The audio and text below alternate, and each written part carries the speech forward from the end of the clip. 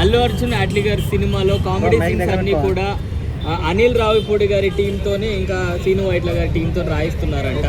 మరి ఎలా ఉంటుంది అంటారు కామెడీ? ఇది మైథలాజికల్ మూవీ అయితే కాదు, నాకు తెలిసి సూపర్ హీరో మూవీస్లో కామెడీ పండిత అంటే మనం ఇంతవరకు ఎక్స్పీరియన్స్ చేయలేదు కదా. అది ఆడియన్స్ తీసుకుంటారో తీసుకోరో మనకైతే తెలియదు. అనిల్ రావిపూడి గారు ఫ్యామిలీ కంటెంట్లో ఫన్ పండుతుంది, అలా సూపర్ మూవీలో కామెడీ పండుతుంది అంటే పిలిచి నాకైతే అంత నమ్మకంగా అయితే అనిపించలేదు. పండదేమో అనిపిస్తుంది నాకైతే పిలిచి. సో మరి ఆల్రెడీ మనకు మైథలాజికల్ సినిమా కల్కిలో ఆల్రెడీ కామెడీ సీన్స్ పెట్టారు, చాలా మంది క్రింజ్ కామెడీ ఉందని చెప్పి కమెంట్ చేశారనమాట. సో మరి ఈ సినిమాలో వర్కౌట్ అవుతుంది?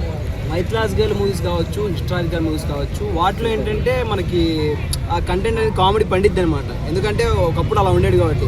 ఇప్పుడు అప్డేట్ వర్షన్ సూపర్ అదే మన ముందుకు వెళ్తా ఉన్నాం కాబట్టి ఇలాంటి కంటెంట్లో తీసుకొస్తే కామెడీ పండదని చెప్పి నా అభిప్రాయం అనమాట. మనం ఆల్రెడీ కలిగిలు చూసుకుంటే కొద్దిగా అటు ఇటు అయింది, కామెడీ ఇదేంట్రా బాబు ఈ కామెడీ ఏంట్రా అని ట్రోల్స్ వచ్చాయన్నమాట.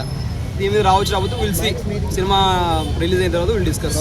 అల్లు అర్జున్ గారికి మాస్ అంటే సెట్ అవుద్ది, మరి కామెడీ సెట్ అవుద్దా? సెట్ అవుతుంది, ప్రతి హీరోకి సెట్ అవుతుంది. కాకపోతే ఏంటంటే depend on story, depend on screen play. అంటే ప్రజెంట్ కొన్ని ఏంటంటే నవ్వే సినిమాలు నవ్వే కామెడీ ఎక్కడ పెడితే అక్కడ పెడితేనే చెల్లిద్ది అనమాట, వేరే లొకేషన్ పెడితే చెల్లదనమాట అది.